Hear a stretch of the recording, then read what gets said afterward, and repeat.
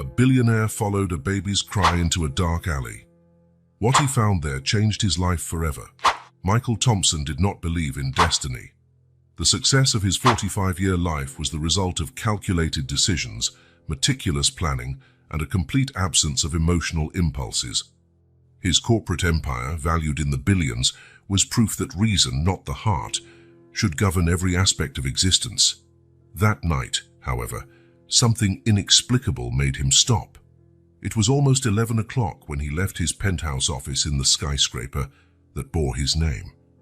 As always, and he was the last to leave, the security guards were used to his late departures, and Frank, his driver, knew he had to wait patiently in the parking lot, no matter the hour.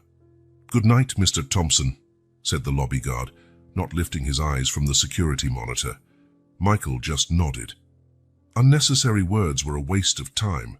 Upon leaving the building, he decided to dismiss his driver. Something in the autumn night invited him to walk, a rare indulgence in his impeccably timed routine. "Take the night off, old Frank," he said on the phone. "I'm going to walk for a bit." The streets of the financial district were almost deserted. Executives had long since returned to their comfortable suburbs, to families Michael never wanted. In his view, emotional ties were complications that distracted from real achievements. He adjusted his tie as he walked, his Italian shoes crushing dry leaves on the sidewalk. The cold autumn wind rustled his overcoat. Something about this solitary walk perfectly reflected his life, organized, lonely, and filled only by the echo of his own footsteps. That was when he heard it. A sound so out of place on that silent street that he initially doubted his own ears. He stopped, tilting his head slightly. There it was again, a cry, weak, distant, but unmistakably human. Ignore it, he told himself. After all, it wasn't his problem. New York was full of personal tragedies, and Michael Thompson wasn't the type to get involved in any of them. He kept walking faster now. The crying grew clearer, coming from an alley between two commercial buildings. Michael sped up, determined to walk right past. 3 steps later, he stopped. Something about that cry, fragile, desperate, abandoned, reached a part of Michael he didn't even know still existed. A long-buried memory of a 4-year-old boy crying alone in a cold orphanage room. "Damn it," he muttered, pivoting on his heels. Entering the dark alley, Michael turned on his phone's flashlight. The beam revealed the typical scene of an urban alley. Trash cans, broken bottles, soggy newspapers, nothing out of the ordinary. But the crying continued. He moved forward, the sound guiding him toward a pile of discarded boxes. Carefully, he moved them aside, the phone's light illuminating what lay behind. Shock hit him like a punch. A baby, wrapped in dirty blankets, left among cardboard boxes like garbage. For several seconds, Michael just stared at the child and unable to process what he was seeing. The baby, sensing his presence, opened its eyes and looked directly at him, momentarily stopping its crying. That gaze pierced something inside Michael. Quickly, he looked around, searching for any sign of who might have left the child there. The alley was empty. The only sounds were distant traffic and the soft whimper of the baby. "What kind of person—" he began but couldn't finish the thought. Anger rose within him, an emotion he rarely allowed himself to feel. He picked up his phone again, ready to dial 911. It was the logical procedure. Social services would come, take the child, and Michael could continue his life as if nothing had happened. His finger hovered over the call button. The baby cried again, a sound so small and desperate that it echoed in Michael's chest like thunder. Images of his own childhood flooded his mind. The cold institutions, distant caregivers, the crushing loneliness of being nobody to anyone. Before he could rationalize his actions, Michael put the phone away. He leaned down and carefully picked up the tiny bundle. The baby was surprisingly light, warm against the night's chill. "It's okay," he murmured, the words sounding strange in his mouth. "I'm not leaving you here."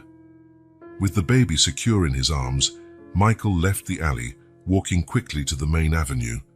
He hailed a cab which stopped immediately. "Where to, sir?" asked the driver, eyeing him curiously in the rearview mirror.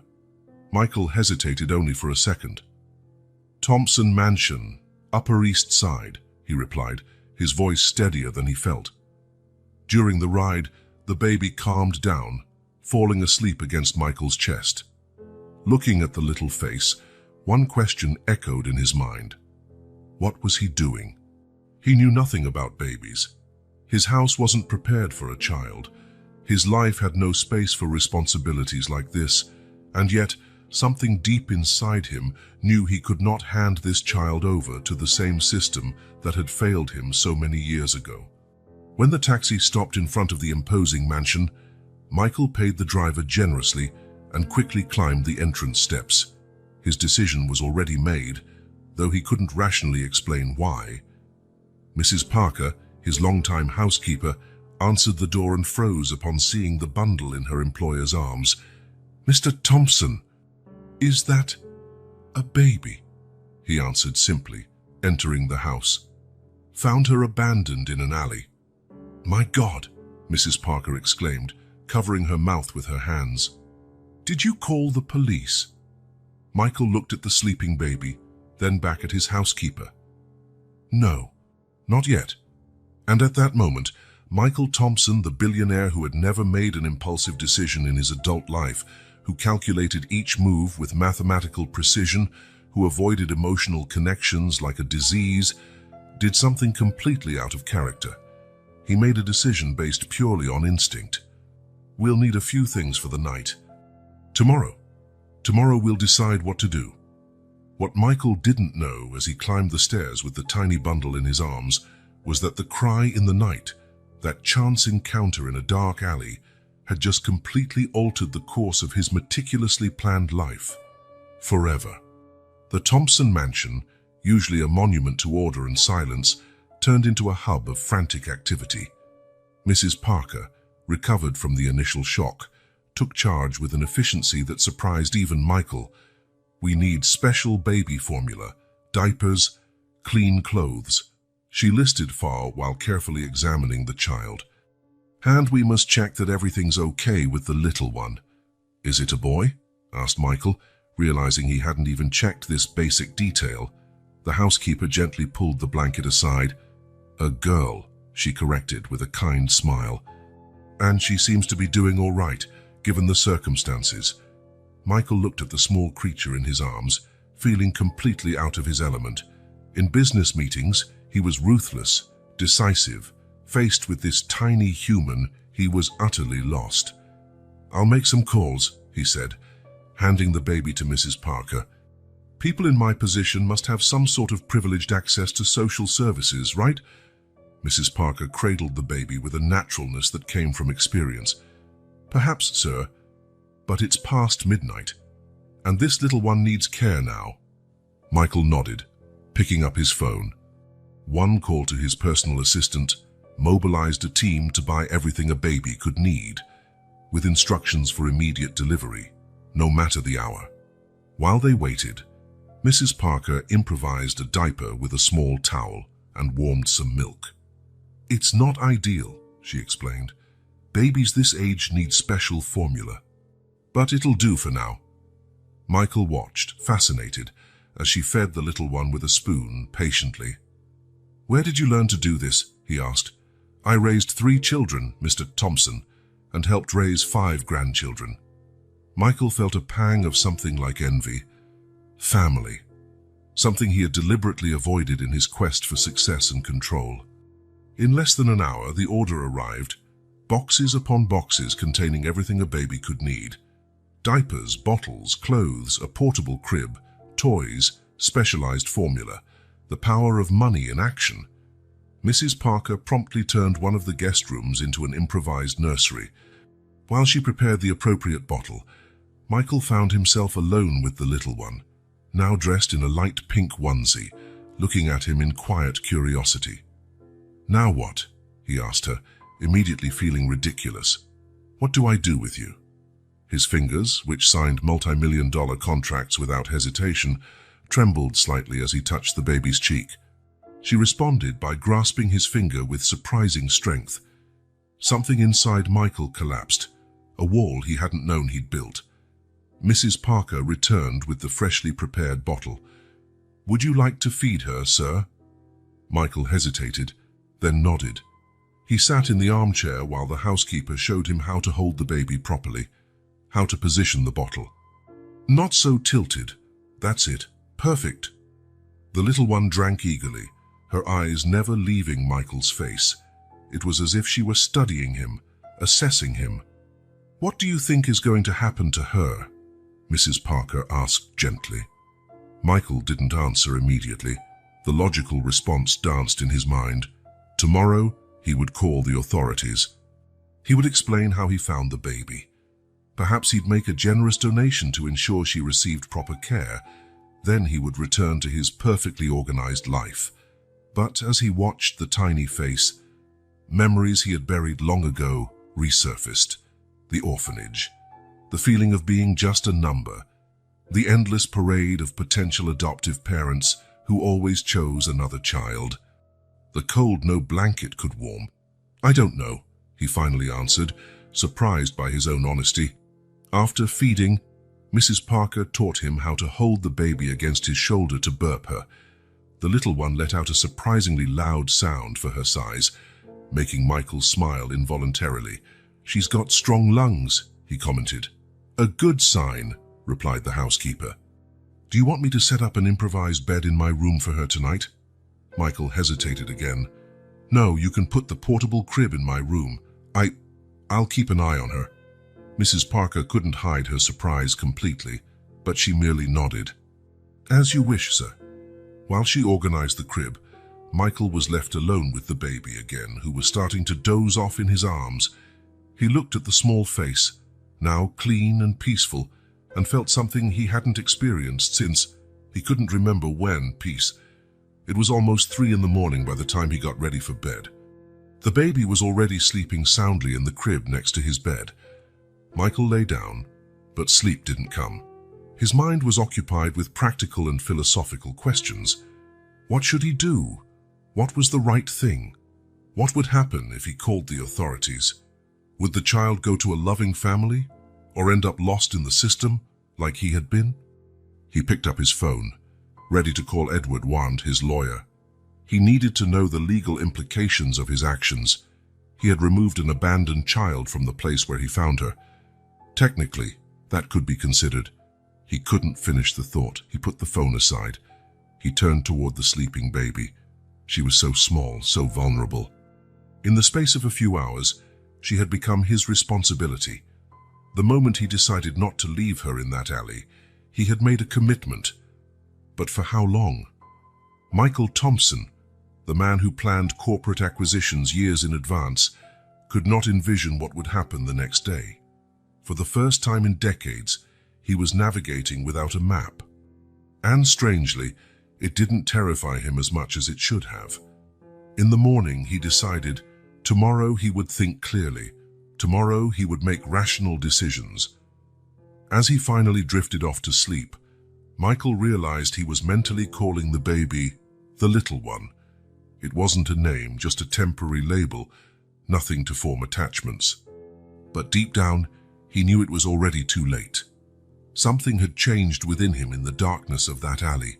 A door that had been locked for decades was now open, and apparently, one small, unexpected visitor had come to stay.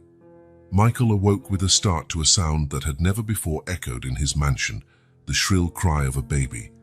For a moment, he was disoriented, until the reality of the previous night hit him like a wave.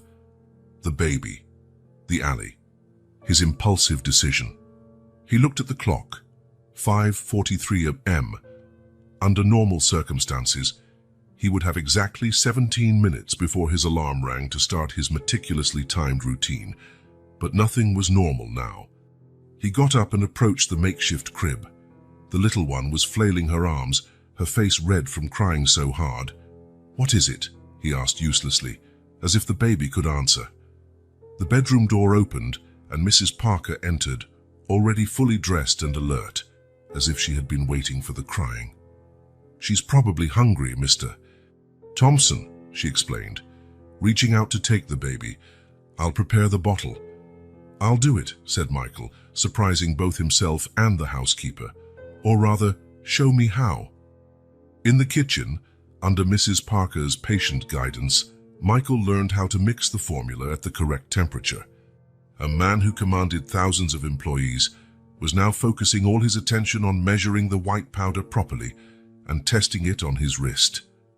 Sitting in the living room with the baby in his arms and the bottle in hand, Michael noticed his phone wouldn't stop vibrating. Messages, emails, meeting notifications. The empire he had built didn't pause because he had found an abandoned child. "Could you hold her for a moment?" he asked Mrs. Parker, handing over the baby after the feeding. "I need to make a few calls." In his office, the gravity of his situation became clear. He had 3 important meetings that day, including the finalization of an acquisition he had worked on for months. He couldn't just vanish, but the thought of handing over the baby to the authorities bothered him deeply. He needed time. Time to think. Time to decide what was best for the child. "Jennifer," he said to his assistant on the phone, "reschedule my agenda. I'll be working from home today." "Sir?" The surprise in her voice was evident. In 5 years, Michael had never worked from home. "It's a personal emergency," he explained briefly, "and schedule an appointment with the best pediatrician in the city for today, if possible." When he returned to the living room, Mrs. Parker was changing the baby's improvised diaper on the sofa, using a towel. "We need a proper place for that," Michael observed, watching the process with a mixture of fascination and apprehension. "And a name," added the housekeeper, smiling at the little one. "We can't keep calling her the baby or the little one forever." Michael hesitated. A name would mean permanence, commitment. "Not yet," he replied. "First, we need to know more about her. Her health, her exact age." A few hours later, they were at Dr. Reynolds's office, a renowned pediatrician who responded to the emergency call of one of the richest men in the city. The doctor thoroughly examined the baby, checking reflexes, growth, and vital signs. "Based on her development, I'd say she's about 5 months old," he concluded. "She's a bit underweight, but nothing alarming. Overall, she's surprisingly healthy." Michael felt an inexplicable sense of relief. "So she's fine?" "Physically, yes," the doctor replied, adjusting his glasses. "Mr. Thompson, I understand the situation is unusual. May I ask how this child ended up in your care?" Michael gave a brief explanation of finding her in the alley, omitting the fact he had not notified any authorities. The doctor nodded, his expression hard to read. "In such cases, there is a protocol to follow," he said carefully. "The authorities should be notified immediately." "I'm aware," Michael replied. "My lawyer is taking care of it." It wasn't exactly a lie. He had a meeting scheduled with Edward that afternoon, precisely to discuss the legal situation. Back at the mansion, Michael tried to balance his work with caring for the baby. He set up a baby monitor in his office to hear if she cried during her nap. Between contract reviews, he answered emails while holding the little one in his lap. During a teleconference, he kept his microphone on mute while gently rocking the baby when she started getting restless. It was an exhausting and inefficient juggling act. When Edward Morris arrived for the meeting, he found a Michael Thompson who barely resembled the impeccable, unflappable executive he had known for years. His client's tie was loose, sleeves rolled up, and a suspicious milk stain adorned his shoulder. "I see the rumors are true," said Edward, looking at the baby asleep in a makeshift playpen in the corner of the office. Michael explained the situation in detail, omitting nothing. "What are my options?" he finally asked. Edward sighed, adjusting his glasses. "Legally, you should have notified the police immediately. By not doing so, you've complicated the situation. But now we have a few options. We can notify the authorities and explain the situation. There will be questions about the delay, but given your position and intentions, we can handle it. And the baby. She would go to a temporary shelter while they search for relatives. Michael felt a tightness in his chest. And if they don't find anyone? Foster care, Edward replied simply. A long silence followed, broken only by the soft breathing of the sleeping baby. What if I wanted? Michael hesitated, the question sounding absurd even to himself. What if I wanted to apply as a temporary guardian? Edward's eyes widened, clearly taken aback. Michael, it's not like adopting a puppy. It's a huge responsibility. I'm aware. And your life isn't structured for... I can restructure it, Michael interrupted, with the same determination he used to close impossible business deals. Edward studied his client and friend for a long moment. I can start the process if that's truly what you want, but it'll be complicated. You'll have to explain why you didn't contact the authorities immediately, and there will be investigations into your suitability as a guardian. Do whatever it takes, Michael replied, looking over at the small, sleeping form. I want to give her a better chance than I had. When Edward left, Michael sat down next to the playpen watching the baby sleep. He had barely known her for 24 hours, yet he was contemplating turning his life upside down for her. It was irrational, impulsive, completely out of character, and yet he felt strangely at peace with the decision. His phone rang, displaying Albert's name, his vice president. Michael, we need you at the investors' meeting tomorrow. There's no way to reschedule again. Reality hit him. How could he juggle all this? The company, the baby, the legal investigations. I'll be there, he promised, hanging up shortly after. He looked again at the little one and then at Mrs. Parker, who had quietly entered the room. We need help, he finally admitted. More than just yours, although you've been wonderful. A nanny, suggested the housekeeper. Yes, Michael agreed. Someone experienced, trustworthy, available immediately. As Mrs. Parker left to make some calls, Michael realized he was at the beginning of a journey for which he had no map. Each step would be uncharted territory, but as he watched the baby open her eyes and smile when she saw him, he knew there was no turning back. As irrational as it seemed, that little creature abandoned in a dark alley had found a direct path to a heart Michael hadn't even realized he still had. 3 days had passed since Michael found the baby. 3 days of constant adaptations, sleepless nights, and a complete upheaval of his meticulously planned routine. His mansion, once a monument to order and minimalism, now looked like a battlefield filled with bottles, diapers, and colorful toys.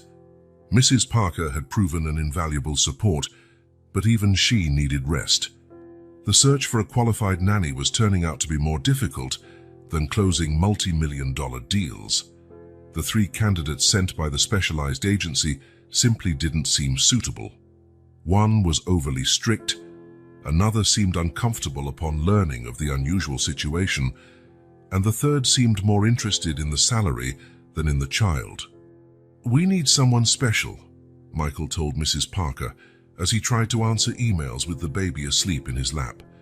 Someone who understands the unique circumstances. That afternoon, Michael was on a crucial video conference when the doorbell rang. He glanced at the security camera as Mrs. Parker opened the door.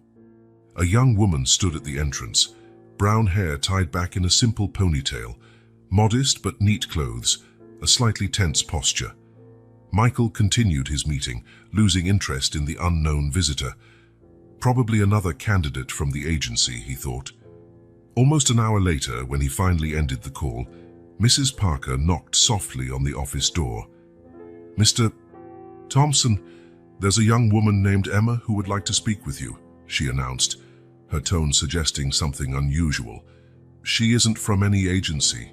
She just showed up on her own, asking if we needed help with cleaning or childcare.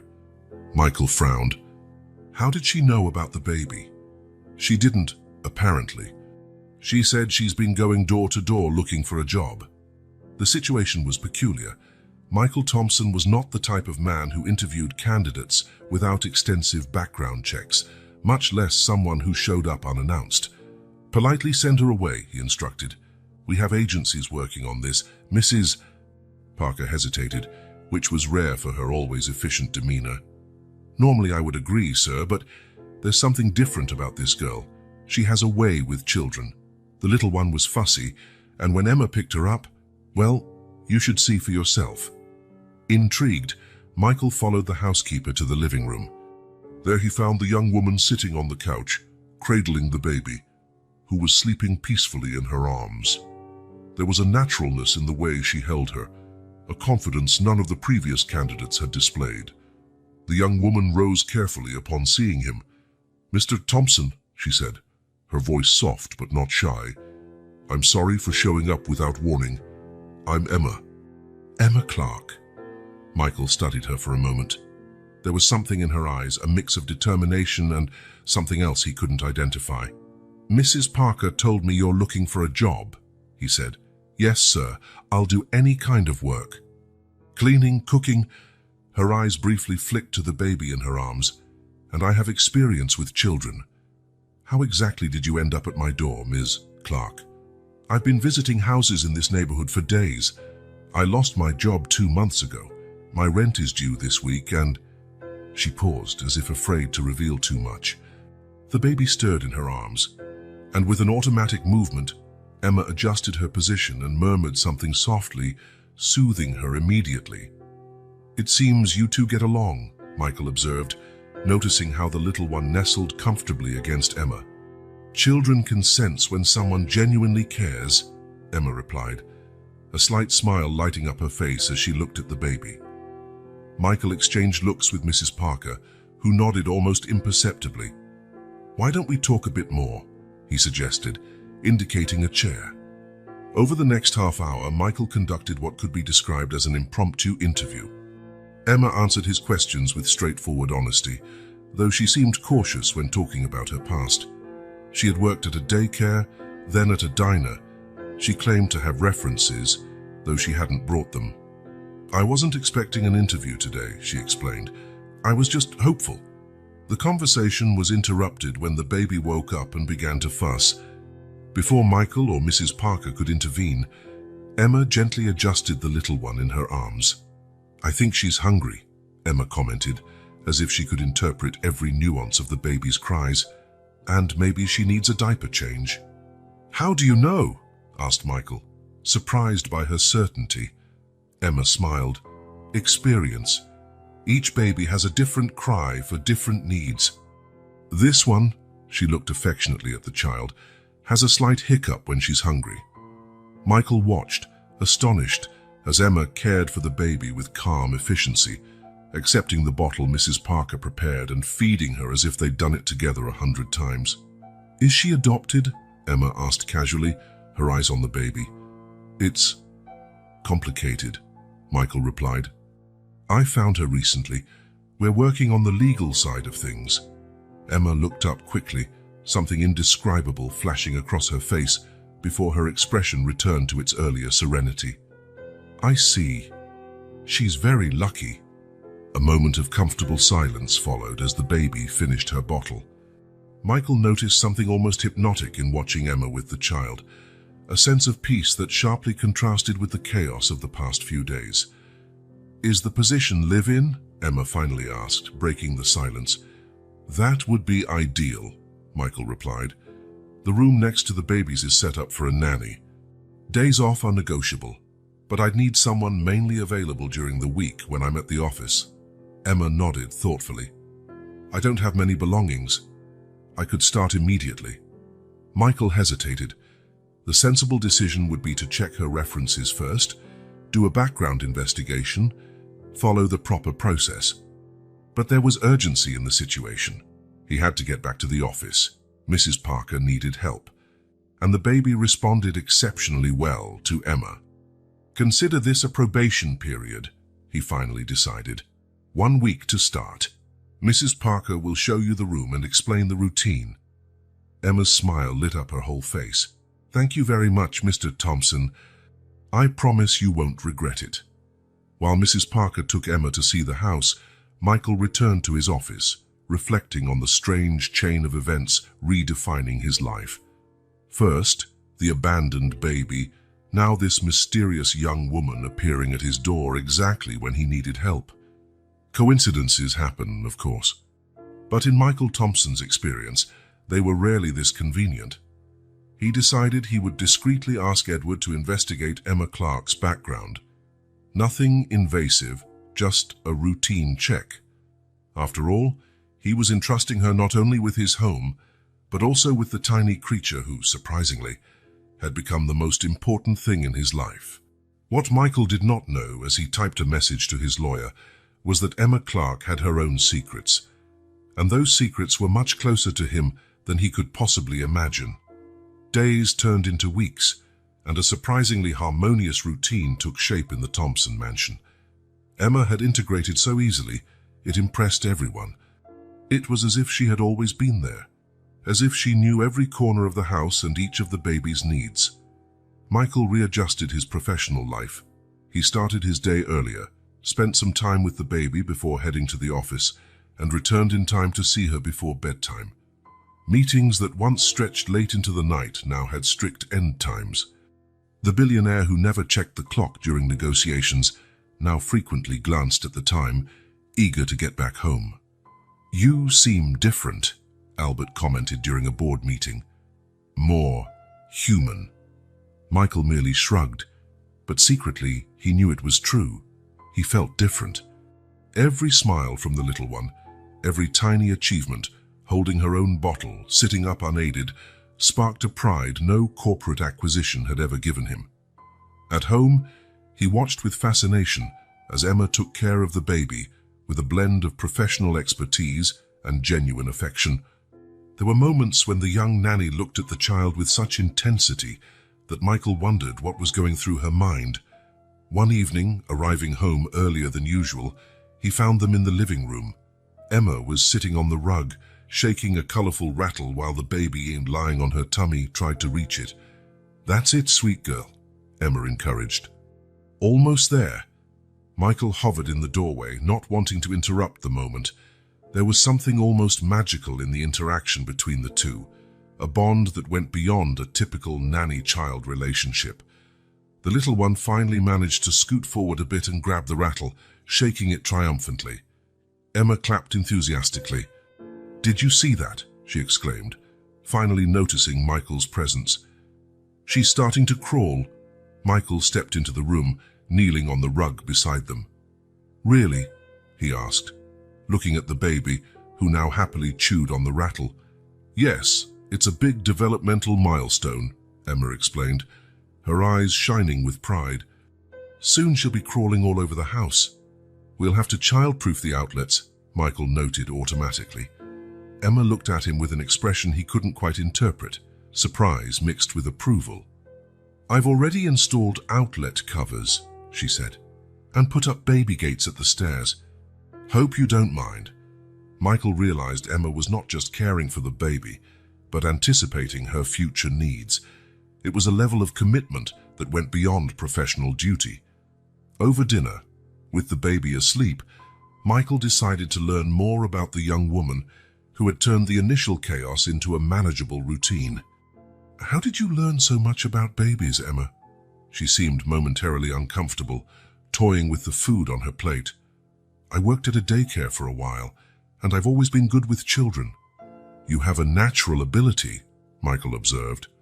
"The little one clearly adores you." Emma smiled, but there was a shadow in her eyes. "She's special. She deserves all the love in the world." A moment of silence passed, and then Michael approached a subject he had been putting off. "Edward, my lawyer, has initiated proceedings for me to get temporary legal custody, while we search for any relatives, of course." Emma's hand froze for an instant, her fork halfway to her mouth. "And if they find relatives," she asked, her voice almost a whisper, "then we'll have to evaluate what's best for her," Michael answered cautiously, watching Emma's reaction. "Of course," she agreed quickly, lowering her eyes. "That's the right thing to do." Michael couldn't decipher the expression on Emma's face. Was it sadness? Concern? There was something more in her reaction than professional worry. He remembered Edward hadn't yet returned with the background check he'd requested. He needed to follow up. After dinner, as had become customary, Michael spent some time with the little one in her room. Emma had just fed her, and now the baby was alert, her large eyes fixed on the colorful mobile hanging above the crib. "I think she's trying to figure out how it works," Emma said from the doorway, smiling. "She'll be a scientist," Michael joked, gently swaying the mobile. "Or an engineer. Or an artist, fascinated by the colors," Emma added, moving closer to stand beside him. For a moment, the three of them stood there, as if they were a family. The thought hit Michael with surprising force. He hadn't planned this. It wasn't part of any life strategy. Yet somehow, in a very short time, his world had been reorganized around this tiny human and the woman who helped care for her. The baby yawned, her eyes beginning to close. "Time for bed, little one," Emma murmured, adjusting the blanket around her.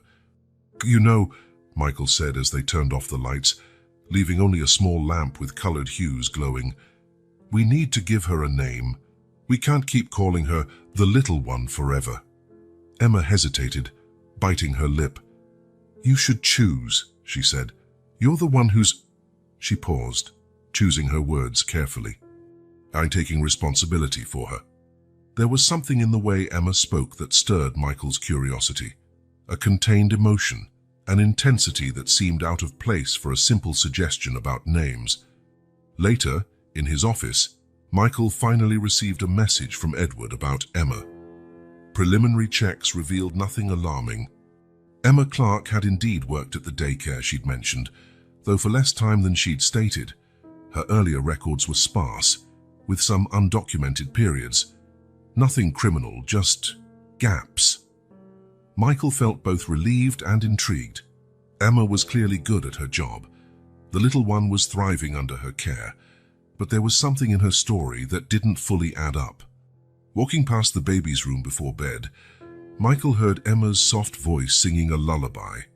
He paused to listen, not wanting to interrupt. There was a raw emotion in her voice, something deeply personal that made him feel almost like an intruder.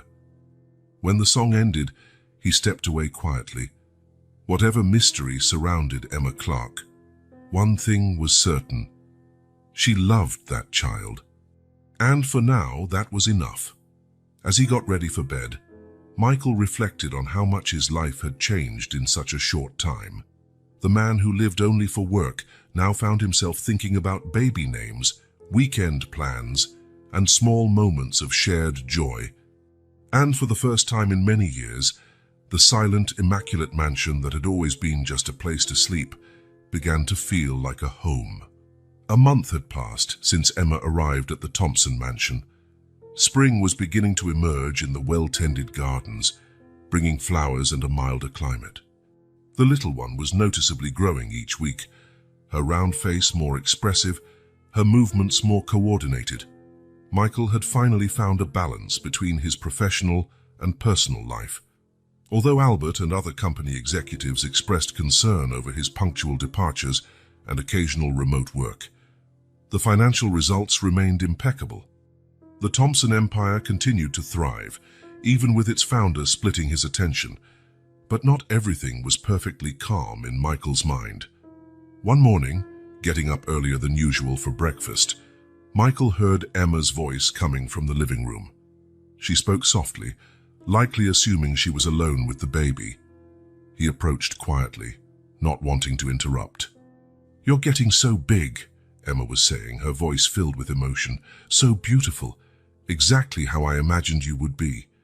There was something in the intimacy of those words that made Michael pause. It wasn't just the usual affection of a dedicated nanny. It was deeper, more personal, as if there were a bond that existed before their time together. When he finally entered the room, Emma quickly changed her expression, adopting her usual professional demeanor. "Good morning, Mr. Thompson," she greeted him, adjusting the baby in her arms. "You're up early today." "I have an important meeting," he replied, watching her more closely than usual. "Are you two all right?" "Perfectly fine," Emma smiled. but there was something in her eyes that didn't match her casual tone, a glint of guilt, anxiety. In the following days, Michael began to notice other peculiar behaviors. How Emma always avoided talking about her past, changing the subject when asked about her family or childhood. How she grew tense when visitors arrived at the mansion, as if hiding with the baby in another room. One afternoon, while working in his home office, Michael glanced out the window to see Emma walking through the garden with the little one. When she thought she was alone, the young woman held the baby differently, more intimately, more possessively. At one point, he saw her take something out of her pocket, look at it briefly, then put it away, wiping what looked like tears. Over dinner, Michael tried again to learn more about the nanny's past. "You mentioned growing up in the countryside. Which town exactly?" Emma hesitated, her hand pausing momentarily over her glass of water. "A small town." "You've probably never heard of it," she replied vaguely. "There's nothing interesting about it, believe me." "Do you still have family there?"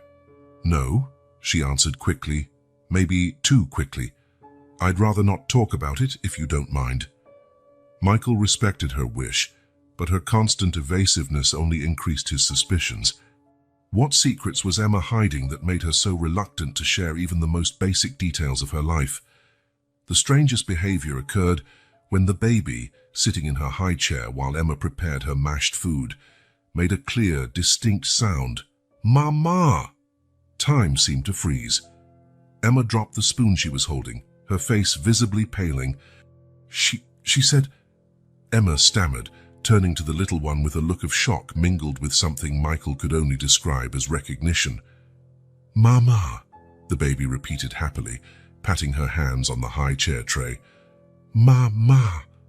Michael watched Emma's reaction carefully. She looked like she was struggling to maintain her composure. "It's normal," she finally said, her voice trembling.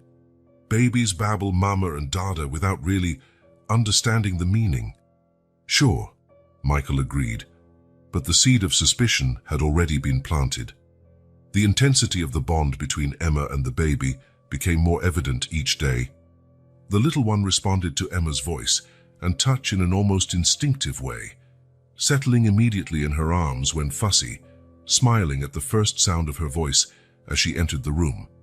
It was a connection that went beyond a typical nanny-child relationship.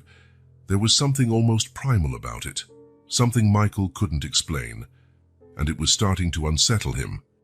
One evening, the baby refused to sleep, crying insistently. "Let me try," Michael said, extending his arms to take her from Emma. "She has colic," Emma explained, reluctant to hand over the little one. "I know exactly how to calm her." "I want to learn as well," Michael insisted. "After all, I'm the one who's planning to adopt her." A shadow crossed Emma's face, and for a moment Michael thought she would refuse outright. Finally, she handed over the baby, but remained close, watching nervously and correcting every small move Michael made. "You're not supporting her head properly," she criticized. "And she prefers being rocked like this, not like that." The tension between them mounted, something they hadn't experienced before in their generally harmonious relationship. "Emma," Michael finally said, his voice calm but firm. "I know you care about her, but remember, I'm the one with the legal responsibility here." "I'm sorry," Emma mumbled, stepping back. "I just want what's best for her." Michael then realized something disconcerting. Emma knew things about the baby he had never mentioned, like her peculiar preference for a specific lullaby, how she calmed down when holding a blanket in a certain way, how she disliked the taste of a particular baby food, details Michael only discovered through trial and error, but which Emma seemed to know instinctively. It was as if she had known the baby before coming to work at the mansion. That night, after Emma retired, Michael sat in his office pondering everything he had observed, the constant evasions about her past, the almost maternal connection to the baby, the intense emotional reactions to moments that should be routine for a professional nanny. He picked up his phone and typed a message to Edward and his lawyer. "I need you to investigate Emma Clark. Full background, urgent and discreet." As he hit send, Michael felt a twinge of guilt. Emma had been nothing short of perfect in caring for the little one. The baby was thriving under her attention. Perhaps he was overreacting, seeing mysteries where there were only dedication and compassion. But his intuition, the same that had guided him through countless high-stakes negotiations, told him there was more to Emma's story than she let on. And when it came to the safety and future of the child who had inadvertently become the center of his world, Michael Thompson wasn't about to ignore even the slightest hunch. Michael surveyed the serious faces around the meeting table. The board members eyed him with a mix of concern and disapproval, something he was not used to. Albert, his vice president and longtime friend, spoke up. "Michael, we're concerned about your level of engagement lately," he said, choosing his words carefully. "You've cancelled 3 important meetings in the last month, you've been leaving earlier than usual, and the Tech Solutions acquisition is practically stalled." "The company's numbers are still excellent," Michael replied calmly. For now, Eleanor Reed, one of the senior board members, interjected. "But Thompson Enterprises didn't get where it is with part-time leadership. Your personal life seems to be affecting the commitment to the very company you built." Michael felt a wave of irritation. For 20 years, he had dedicated every minute of his life to the company. Now, after just a few weeks of rebalancing his priorities, they were questioning his commitment. "I'm going through a temporary personal reorganization," he explained, keeping his voice neutral.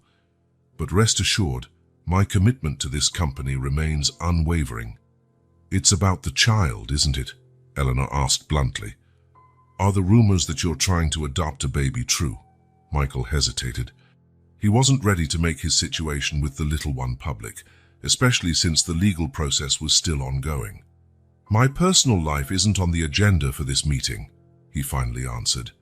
He left the room feeling torn. On the one hand, he understood the board's concern. On the other, he could no longer imagine a life where work took up his every thought and moment. The little one had changed something fundamental inside him. Arriving home earlier than usual, he found Emma in the living room, reading a children's book to the baby. There was a natural domesticity to the scene that made him pause at the door, observing without announcing his presence. Emma wasn't just reading the book. She was creating different voices for each character, adding dramatic pauses, pointing to the pictures with an enthusiasm that elicited giggles from the child. It was a moment of such deep connection that Michael felt almost like an intruder. "Look who's here," Emma exclaimed when she finally noticed him, her tone shifting subtly. "It's Daddy," she added, speaking to the baby. The term Daddy took Michael by surprise. It was the first time Emma had referred to him that way, and there was something both comforting and unsettling in how naturally she had assumed this familial dynamic. "I got home early," he explained, moving closer to pick up the little one, who reached out her arms to him. "How was your day?" "Wonderful," Emma said, her face lighting up as she spoke about the baby. "She's almost able to sit up on her own, and we tried a new pumpkin puree she loved." There was an almost maternal glow in Emma's eyes as she talked about these small triumphs, a mix of pride and love that went far beyond professional enthusiasm. Michael remembered the message he'd sent to the investigator and felt a stab of guilt. That night, after dinner, he received a call from David Hunter, the investigator he had hired. "I have some preliminary information about Emma Clark," the investigator said. "I can stop by your office tomorrow to discuss in person." "I'd prefer you tell me now," Michael insisted, locking the door to his home office. "Well, the situation is somewhat murky. Emma Clark has a patchy employment history. She worked at a diner for a few months, then at a daycare briefly. There are undocumented periods, several months at a time where I can't trace her activities. Criminal record? None. Not even a traffic ticket. It's as if she's extremely careful, or..." The investigator hesitated. "Or what?" "Or as if she's deliberately keeping a low profile. There's something off in her history, Mr.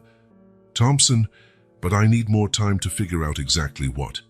After hanging up, Michael brooded over the findings. Nothing conclusive, but enough to fuel his suspicions. Why would there be gaps in Emma's record? What was she doing during those times? His thoughts were interrupted by a sharp cry from the baby's room. He rushed over, finding Emma already there, picking the little one up. "She feels warm," Emma said, her voice tense with worry. Michael touched the baby's forehead. She was hot, but not alarmingly so. "Seems like a mild fever," he commented, trying to calm Emma, who seemed overly distressed. "We need to monitor her temperature. Babies can get worse quickly," Emma insisted, her eyes fixed on the little one as if she feared something terrible would happen if she looked away for even a second. The intensity of her reaction seemed disproportionate.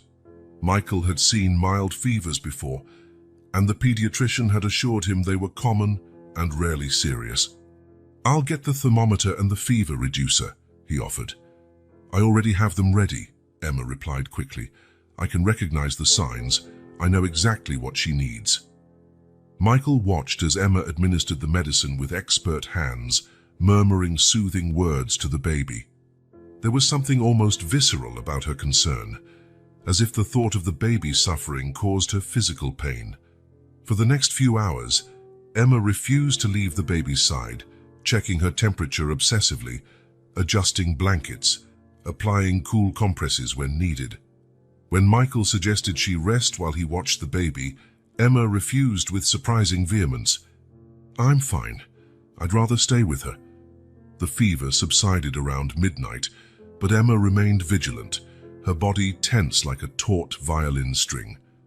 Her devotion was admirable, but there was something unsettling in its intensity, something beyond professional care. The next morning, with the baby recovered and sleeping peacefully, Michael decided it was time to confront Emma. Not about his deeper suspicions yet, but about her behavior during the night. "Emma, your dedication is remarkable, but you seemed almost desperate last night." Emma avoided his gaze, her hands nervously adjusting the baby's blanket. "I'm just worried about her." "It's more than that," Michael pressed gently. "It's like you have a terrible fear that something might happen to her, a fear that feels personal." Emma's eyes filled with sudden tears, which she quickly tried to hide. "I've seen babies get really sick, really fast," she said, her voice trembling. "I don't want that to happen to her, to your little one." The verbal slip did not go unnoticed by Michael. "Our little one," as if Emma had some sort of claim on the baby that went beyond her role as a nanny. "Emma, if there's something you're not telling me, something about your past that could affect your work here—" "There's nothing," she interrupted, her voice suddenly firm. "I'm just doing my job, caring for her as if she were mine." The words hung in the air between them, loaded with a meaning neither was ready to face directly. The tension was palpable, almost suffocating. Michael studied Emma's face, the fear in her eyes, the determination in her jaw, the almost imperceptible trembling of her lips. There was so much she wasn't saying, secrets buried under layers of care and devotion. Should he confront her now? Demand the whole truth? Or keep watching, gathering more information until he was sure of what was really happening? The baby began to whimper softly in the crib, breaking the moment. Emma moved automatically toward her, but Michael held up a hand. "I'll take care of her now," he said, his voice firm. "You need to rest." For a second, Michael thought Emma would protest, even refuse. He saw the conflict in her eyes, the almost physical impulse to reach the baby. Finally, she nodded stiffly and left the room, her shoulders tense as if forcing herself with every step. As he picked the little one up, Michael knew they had reached a turning point. The carefully built harmony of the past few weeks was crumbling under the weight of undisclosed secrets, and sooner or later, those secrets would come to light, no matter how hard Emma tried to hide them. The morning began with an unusual sense of urgency. Michael had to leave early for the office because his meeting with Japanese investors had been moved up. "Sorry to rush out," he told Emma as he straightened his tie.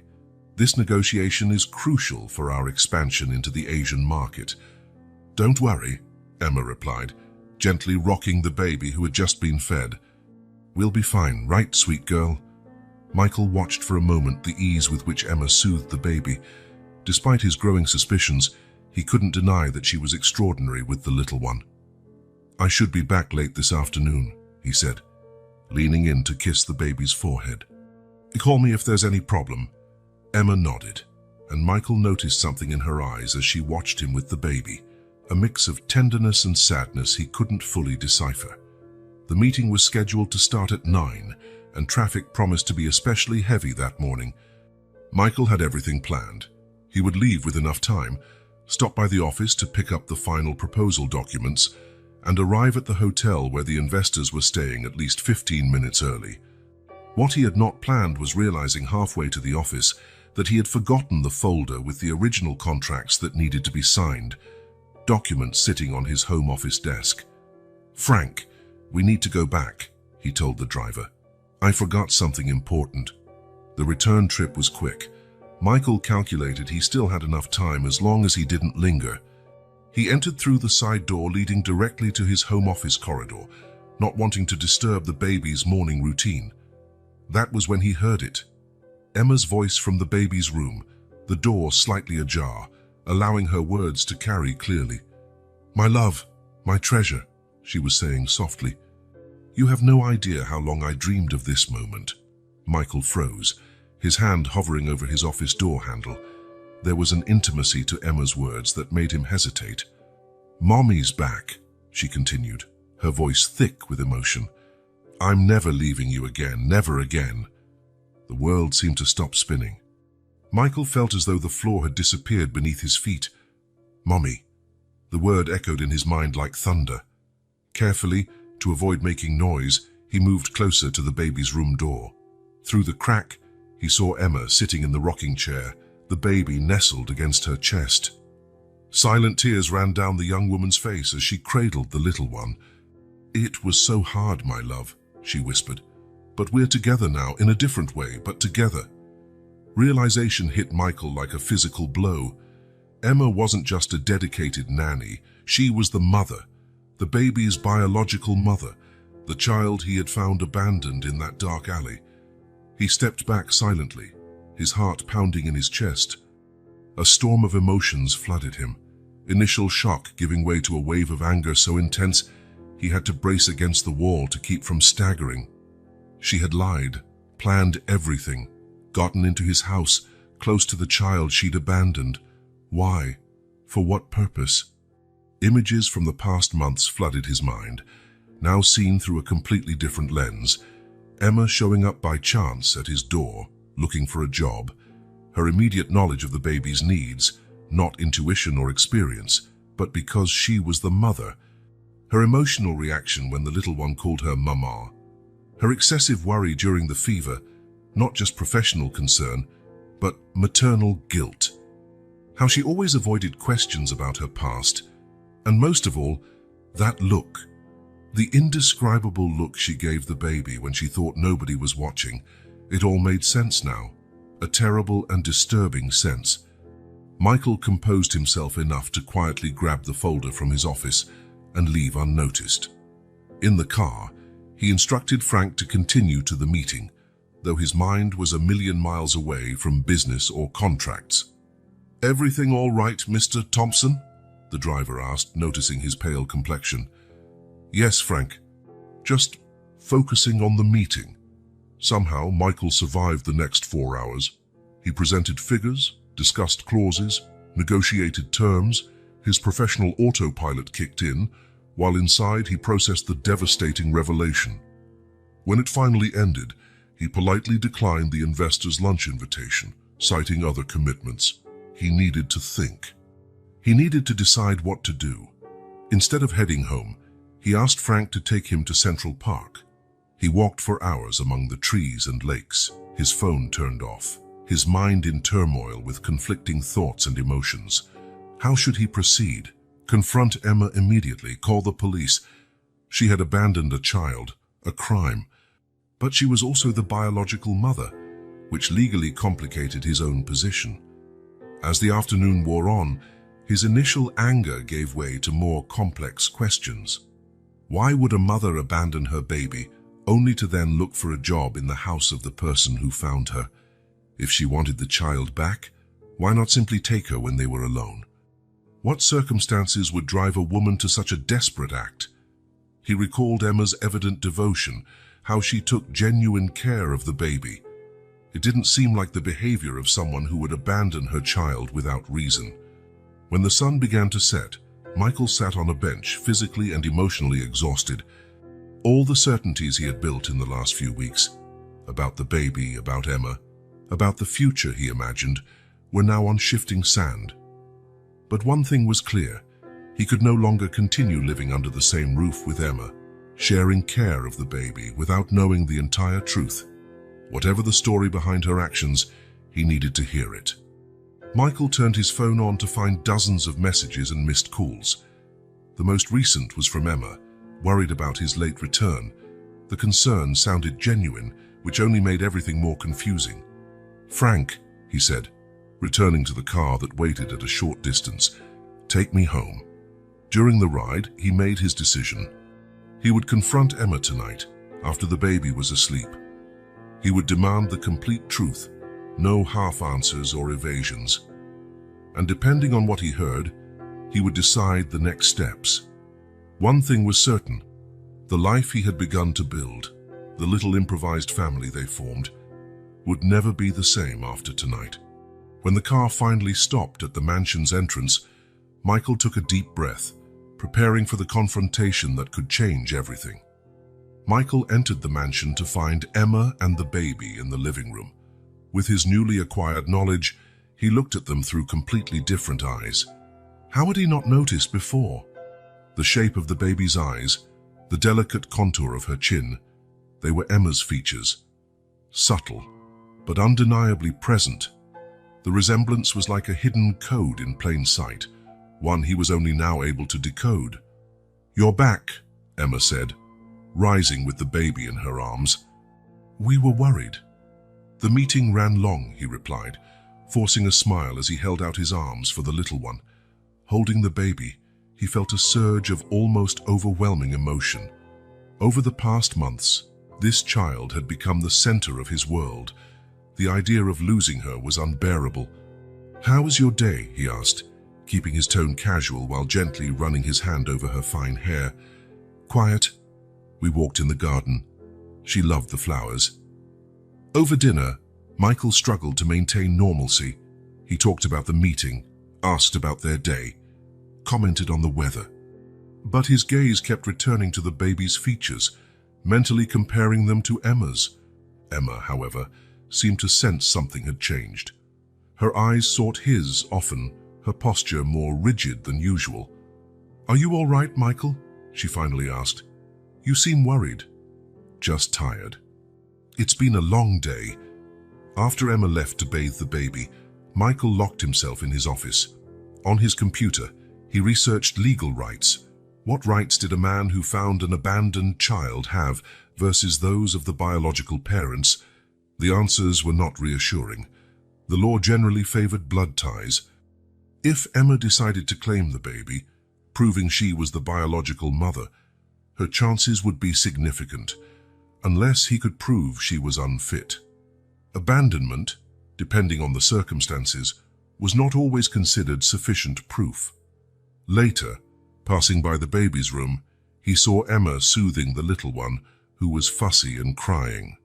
"She's a bit cranky today," Emma said, exhaustion evident on her face. "Not sure what's bothering her." "Maybe she senses something different," Michael suggested vaguely. "Babies are sensitive." "Yes, they're like little emotional sponges." Back in his room, Michael spent hours staring at the ceiling, tormented by unanswered questions. What circumstances led Emma to do this? Was there any explanation that could justify her actions? And most importantly, what was best for the little one? The ethical dilemma consumed him. If he confronted Emma, he might trigger a battle that would traumatize everyone. If he didn't, he would continue living with a lie that would grow like a chasm between them. The next morning, tired after almost no sleep, he made his decision. He needed to know the whole story before making any judgment. Finding Emma in the kitchen, he smiled as if nothing were wrong. "I was thinking," he said casually while pouring his coffee, "maybe we could talk tonight. I have some ideas about the little one's future I'd like to discuss with you." "Sure," Emma replied, evident relief in her voice, unaware that this conversation would change everything between them. The next day dawned with a tense atmosphere in the Thompson mansion. Michael had spent another sleepless night, rehearsing in his mind what he would say to Emma, how he would address the truth he'd discovered. Every scenario he imagined ended badly. During breakfast, the silence was almost palpable. The only words exchanged revolved around the baby and daily tasks, short, functional sentences masking the whirlwind of emotions beneath the surface. "She didn't eat well," Emma commented, gently wiping the baby's face. "Maybe another tooth is coming in."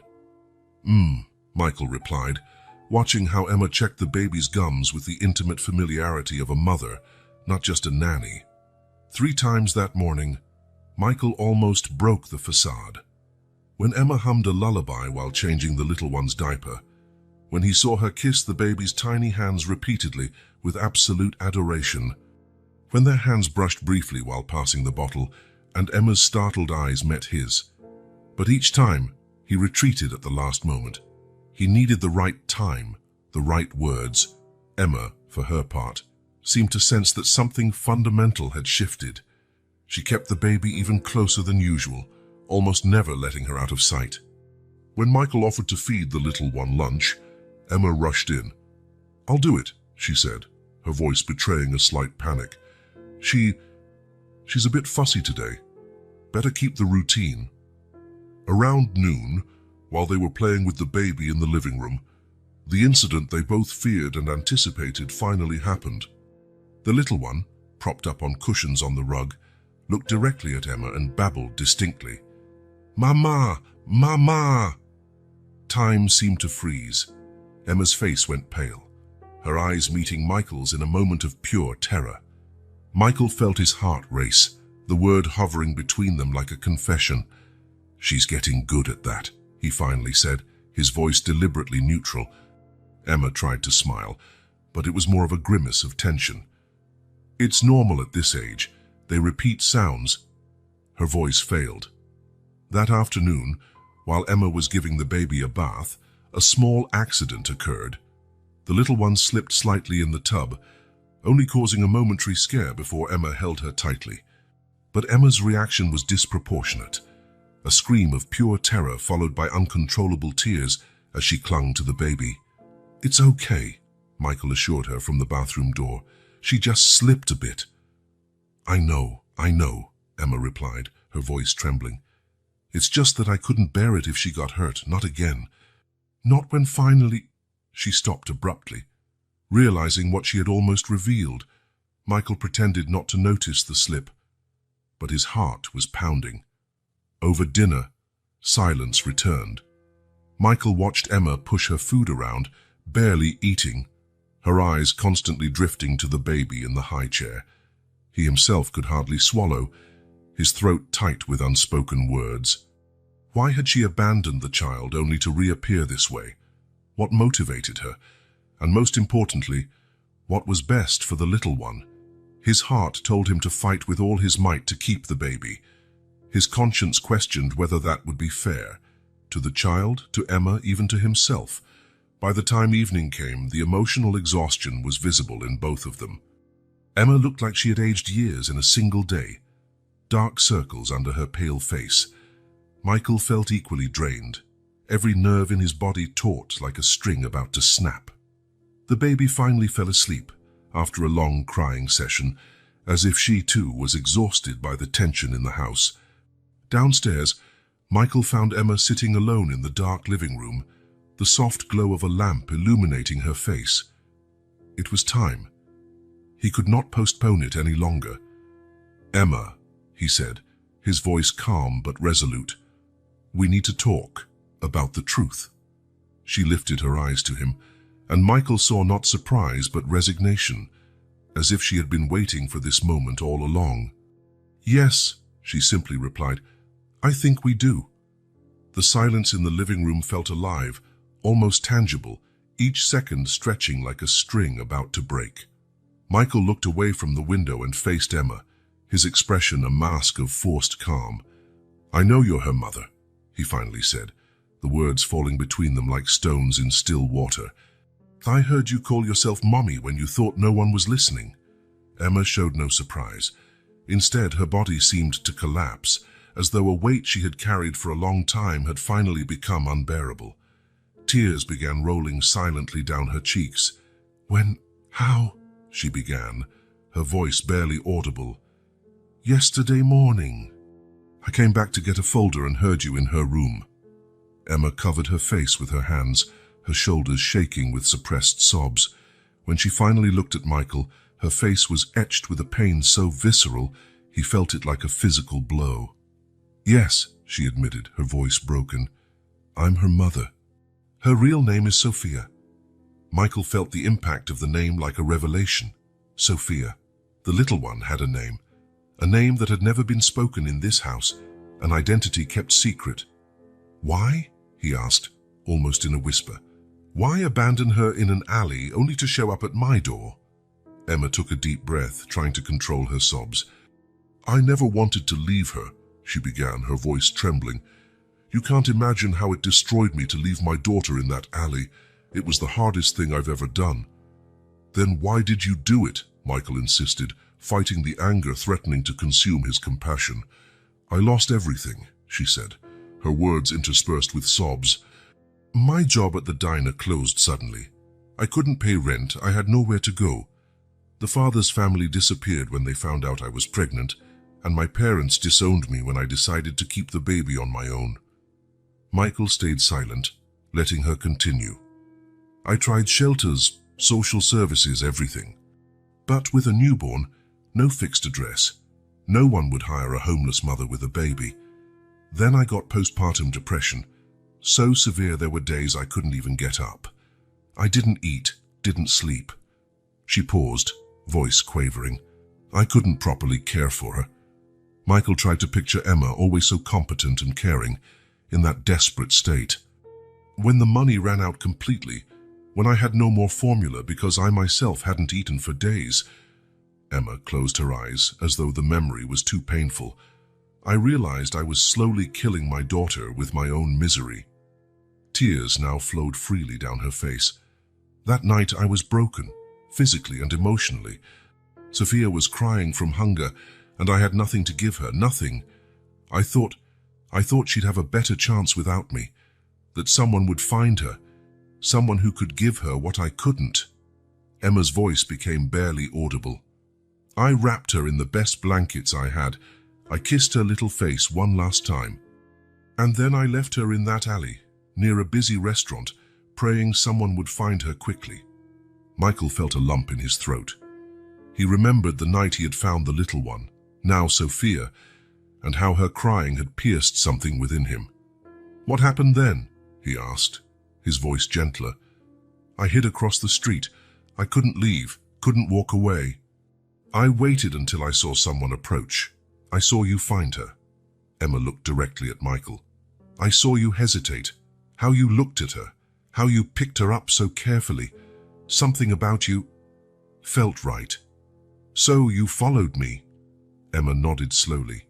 "I followed the taxi here, saw where you lived. In the days that followed, I mustered whatever strength I had left. Found help at a church, managed to bathe, got these clothes. Then I gathered the courage to knock on your door." "All planned to stay close to her," Michael said, failing to hide the accusatory tone. "Not to take her away," Emma protested, her eyes pleading for understanding. "Just to see if she was okay, to be near her somehow. I thought maybe I could be your housekeeper, just to see her occasionally." Emma wiped her tears away. "But then you needed a nanny, and I couldn't resist the chance to care for my own daughter, even if she didn't know who I was." Michael stood up, tension coursing through his body. He walked to the window, staring out into the darkness. The pain of being with her every day, caring for her, loving her, but not being able to say I'm her mother, Emma continued, her voice tight with emotion. "It's been a daily torment, a joy mixed with constant agony." Turning around, Michael studied Emma's devastated face. He saw not just the dedicated nanny he had come to know, but also a mother who had made the most painful decision imaginable, believing it was best for her child. "Please," Emma begged, standing as well, her entire body trembling. "I know I have no right to ask for anything. I know what I did is unforgivable, but I beg you, don't separate me from her again. I can't bear to lose her a second time." Tears now streamed down Emma's face, her body shaking with sobs that seemed to come from the depths of her soul. "She is everything to me. Everything." Michael felt torn between compassion for Emma's obvious pain and a sense of betrayal for the weeks of deception. Upstairs, little Sophia slept innocently, unaware of the drama unfolding over her future. Emma dropped to her knees, her sobs turning to silent, devastating weeping. "Please," she whispered one last time. Michael remained silent, processing all he had just heard, each revelation reshaping his understanding of what had happened and what might happen next. Time seemed suspended in the Thompson mansion's living room. Michael looked at Emma, still on her knees, her body bowed under the weight of her confession. With a deep sigh, he finally spoke. "Stand up, Emma." His voice was not harsh but tired, bearing the weight of the night's revelations. Emma obeyed slowly, uncertain of what would come next, her face streaked with what seemed like endless tears. "You lied to me." "For weeks," Michael said, running his hand through his hair in frustration. "You entered my home under false pretenses, took advantage of my trust." Emma lowered her gaze, accepting the accusation without protest. "I know what I did is unforgivable," she murmured. "Every day I spent here, I wanted to tell you the truth, but I was so scared of losing Sophia again, scared of what you would do." Michael sat down, gesturing for her to do the same. When Emma hesitated, he insisted, "Please. This conversation is far from over, and neither of us should face it standing." As Emma perched on the edge of the sofa, Michael studied her face. He saw not only fear and guilt, but also undeniable love for Sophia in every expression, every gesture. It was the same love he himself had begun to feel for the little one. "As much as I want to condemn your actions, I can't ignore the circumstances that led you to them," he finally said.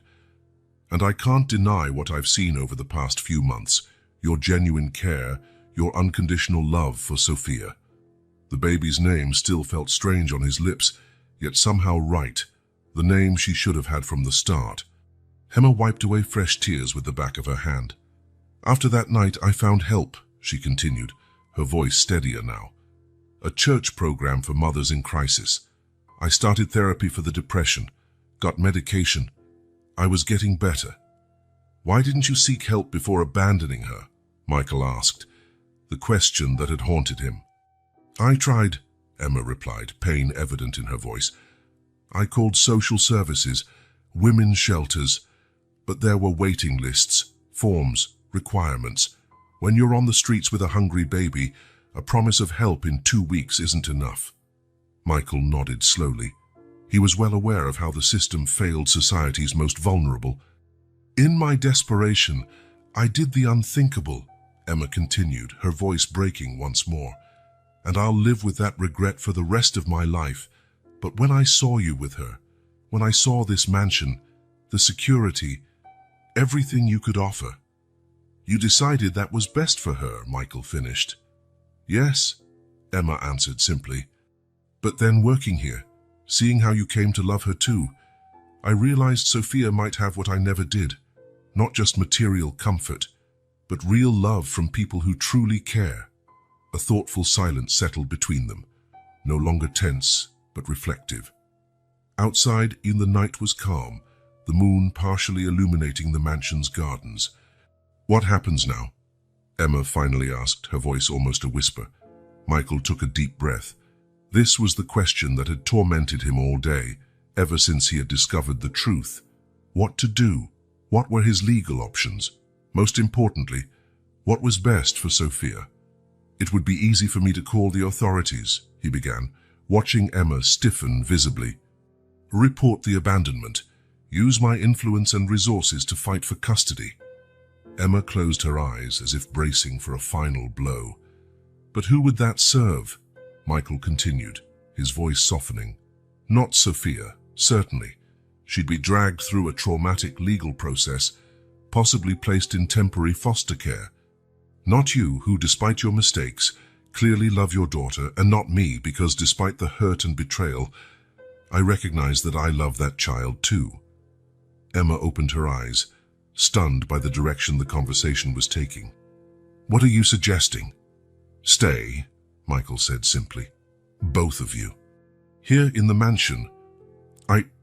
I don't understand, Emma stammered, her eyes wide with surprise.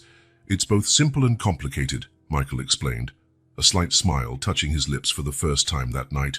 Sophia deserves her biological mother in her life. You deserve a chance to be her mother openly, without secrets or guilt. And He hesitated. I've found I can't imagine my life without that little one now. Are you suggesting we raise Sophia Ann together? Emma asked, disbelief evident in her voice. Not romantically, if that's what you're thinking, Michael clarified quickly, but as a sort of co-parenting arrangement. You'd keep living here, not as a nanny, but as Sophia's mother. I would be, he searched for the right word, a guardian, a godfather, a father figure in her life. Emma seemed speechless, her hands trembling slightly. Why would you do that? After everything I've done? Because in the last few months, I've learned an important lesson. Family isn't defined solely by blood or legal papers, Michael replied. It's defined by love, commitment, by the desire to do what's best for someone, even when it's hard. Fresh tears rolled down Emma's face, though these now seemed like tears of relief, gratitude, cautious hope. It won't be easy, Michael warned. We'll have to set clear rules, boundaries. We'll need to consult a lawyer to formalize some agreement. And, most importantly, we'll have to learn to trust each other again for Sophia's sake. I'd do anything, Emma said fervently, anything to make this work. Michael held out his hand in a gesture of agreement. Then it's a deal. We'll try, one day at a time. Emma took his offered hand, her grip hesitant at first, then firm. One day at a time, she repeated, a timid smile appearing through her tears. As the mansion's clock struck midnight, a new and unconventional family arrangement began to take shape. A family formed not by planning or tradition, but by extraordinary circumstances, mistakes and forgiveness, and above all, by the shared love for a tiny child who had inadvertently transformed two lonely lives. The future remained uncertain, full of potential challenges and complications. But for the first time in a long while, both Michael and Emma faced it not with fear but with cautious hope, a hope as fragile as the first bud of spring, yet with the potential to grow into something lasting and beautiful. The first few weeks after the revelation were delicate, like a dance between two partners still learning the steps. The Thompson mansion, once a monument to order and predictability, became the stage for a unique social experiment. A solitary billionaire and a single mother trying to raise a child who, in different ways, had saved them both. On a Sunday morning, Michael watched from the kitchen door as Emma prepared Sophia's breakfast. The scene was oddly domestic, Emma humming softly while mixing fruit puree, Sophia in her high chair happily tapping a plastic spoon on the tray. "Can we talk about some formalities?" he asked, finally entering the kitchen. Emma nodded, her expression turning serious. "Edward is drafting the documents," Michael continued, pouring himself some coffee. "A non-traditional shared custody agreement. Legally, I'd be the official guardian, but you'd have full rights as her mother." "That sounds fair," Emma replied, her voice cautious. "What about expenses?" "All basic needs will be covered by me. Housing, food, education, healthcare." Michael paused. "I'll also open an account for you, with a monthly salary." Emma stopped feeding Sophia, her eyes locking with Michael's. "I'm not after your money. It was never about that." "I know," he said softly, "but you're Sophia's mother. You need financial independence, not just for your sake, but for hers." After a moment of consideration, Emma nodded. "Thank you. But I want to contribute too, somehow." Michael smiled faintly. "That brings me to another point. What would you like to do? Professionally, I mean." The question caught Emma off guard. For so long, her only concern had been surviving and reclaiming her daughter. The idea of planning a future felt almost extravagant. I've always wanted to work with children.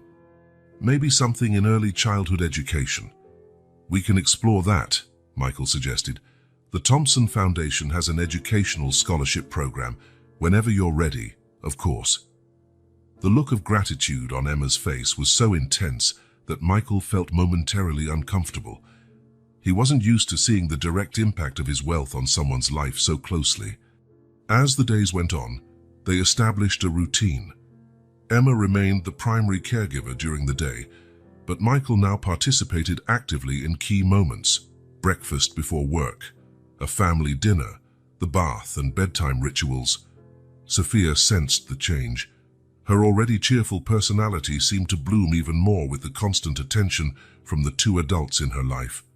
Her limited vocabulary expanded quickly, adding dada to the already established mama, a development that secretly thrilled Michael, though he tried not to show it. Not everything was harmonious, though. There were moments of tension, disagreements over small things, the right bedtime, whether she should try certain foods, which toys were most suitable for her development. "She's still too young for that," Emma argued one afternoon, holding up a puzzle Michael had brought. "She could swallow the pieces." "It's an educational set, specifically designed for her age," he countered. "I read 3 different studies on cognitive development before choosing it." Emma raised an eyebrow. "And I have maternal instinct plus months of direct experience with her."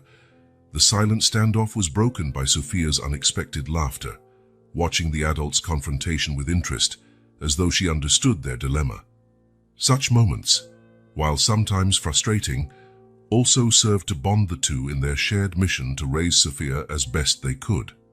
They learned to compromise, to listen, to value the different perspectives each brought to parenting. One particularly rough night, when Sophia refused to sleep and cried inconsolably for hours, Michael found Emma in the hallway outside the nursery, silent tears running down her face. "What's wrong?" he asked, concerned. "Is she sick?" "No," Emma replied, wiping her tears. "I'm just remembering." Michael waited for her to continue. "There were nights like this before, nights she cried and I had nothing to give her. No medicine for a fever, no extra blanket when it was cold, nothing but my empty arms." The raw vulnerability in her confession struck Michael deeply. Without thinking, he placed a comforting hand on her shoulder, the first truly compassionate physical gesture between them. "But now you do. We do. Everything she needs." Emma nodded, a small smile forming amid her tears. "Sometimes it still doesn't feel real, like I'll wake up and find it was all a dream." "It's not a dream," Michael assured her. "It's just a new beginning." For all of us, these late-night conversations became more frequent. After Sophia fell asleep, they would meet in the living room, sharing tea and stories. Emma talked about her childhood in a conservative religious family who rejected her when she became pregnant out of wedlock. Michael, to his own surprise, opened up about painful memories of the orphanage, foster families, and how he learned early on to trust only himself. "That's why you understood," Emma realized one night, "why you didn't report me right away. You know how the system is." Michael stared into his tea for a moment before answering. "I know what it feels like to belong nowhere. I wouldn't wish that on any child, especially not Sophia." As the weeks turned into months, something unexpected began to happen. Michael, who had always valued his solitude, found himself looking forward to their family moments. Emma, who had lived so long in fear and uncertainty, began to relax, to trust, to plan beyond the next day. And Sophia, The little soul who had inadvertently united these two unlikely partners thrived with a security and joy only a truly loved child could display. One Friday evening, Michael arrived home earlier than usual, bringing a small surprise, a children's star projector. "I thought we could set this up in her room," he explained, almost shyly. "I read that it can help with bedtime routines." Instead of protesting or questioning, as she might have weeks ago, Emma smiled. "It's perfect. She loves the stars in the book we read to her." After dinner, the three gathered in Sophia's room. Michael set up the little projector while Emma bathed the baby. When they finally turned off the lights, the ceiling and walls turned into a softly dancing field of twinkling stars. Sophia, lying in her crib, gazed in wonder at the display above her, her tiny fingers trying to catch the lights. Emma sat in the rocking chair nearby, while Michael stood by the door watching wordlessly. Emma extended her hand, inviting him closer. Hesitant, Michael crossed the room and sat on the arm of the chair. Together, in silence, they watched Sophia drift off under the starry projection, her breathing slowly growing deep and steady. There were no tears, no struggle, just a peaceful calm that seemed to envelop all three of them. In that moment, under the dancing stars, they were simply a family. Not conventional, certainly, not planned or expected, but a family nonetheless. And for the first time since Sophia had come into their lives, both Michael and Emma allowed themselves to believe that maybe, just maybe, this unlikely arrangement could really work. The autumn sun lit up the gardens of the Thompson mansion, where a cheerful group sang happy birthday to a curly-haired little girl. Sophia Thompson Clark, officially registered with both surnames, clapped enthusiastically in front of the cake decorated with 2 candles. "Blow them out, sweetie," Emma encouraged, kneeling beside the high chair. "Make a wish." Next to her, Michael smiled proudly as he filmed the moment with a professional camera. With the help of both adults, Sophia puffed her cheeks and blew out the candles, to the applause of the gathered guests. A year had passed since the night of revelations that changed everything. A year of adjustments, challenges, and surprisingly, of unexpected joys. The mansion, once a symbol of Michael's isolation, now overflowed with life and color. "I thought we should cut the cake inside," suggested Mrs. Parker, who had stayed on with them, now more like a grandmother figure to Sophia than a housekeeper. Michael nodded, and the small group headed to the living room adorned with balloons and colorful banners. Watching Emma help Sophia open gifts, Michael reflected on how much their lives had changed. 6 months after the revelation, he had created the New Beginnings Foundation, dedicated to providing immediate support for single mothers in desperate situations. Inspired by Emma's story, the program offered emergency housing, medical assistance, legal aid, and employment and education opportunities, his way of ensuring no other mother would have to make the impossible choice Emma had faced.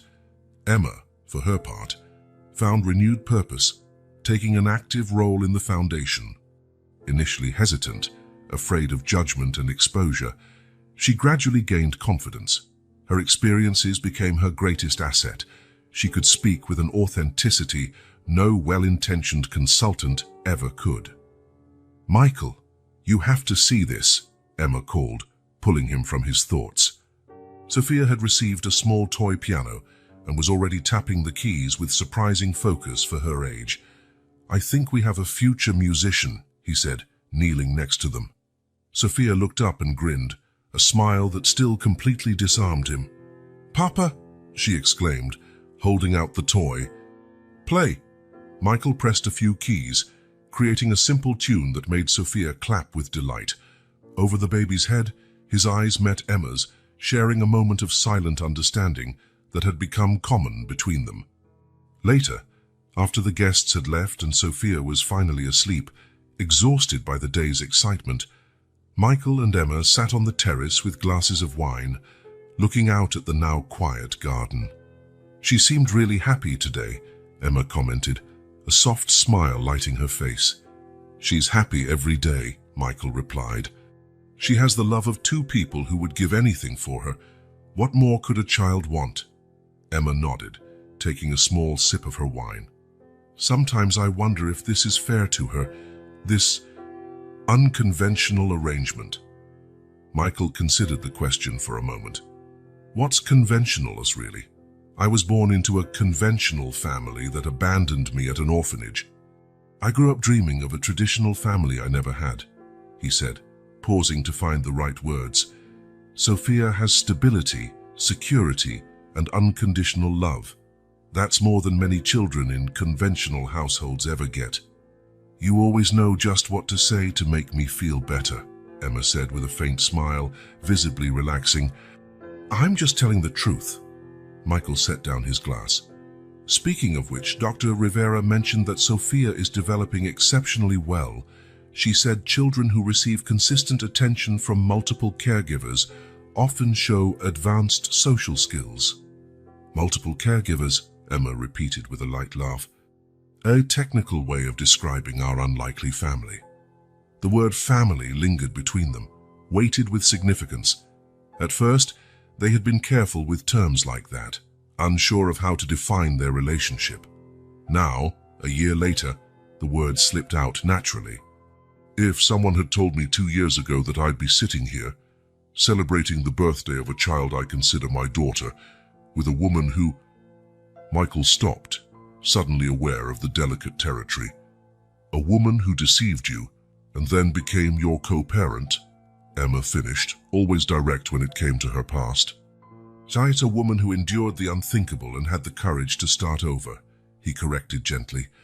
A woman I've come to admire deeply. Emma looked away, but not before Michael noticed the blush creeping into her cheeks. Their relationship had evolved into something neither of them expected, a partnership rooted in mutual respect, shared purpose, and, most surprisingly, in a quietly growing affection.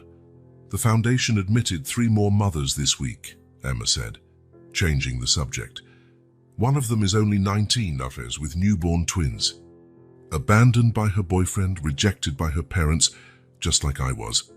Now she has a chance, Michael replied. Thanks to you. Emma shook her head. Thanks to us. I never could have done this alone. Michael reached out, covering her hand on the table. A simple gesture, but meaningful. Such moments of physical contact were still rare between them. Always charged with an undercurrent neither was ready to name. You know what I sometimes think? Michael asked, looking at the stars. How the entire course of our lives changed because of a single cry in the night. Emma squeezed his hand gently. I never believed in destiny, she murmured. Until now?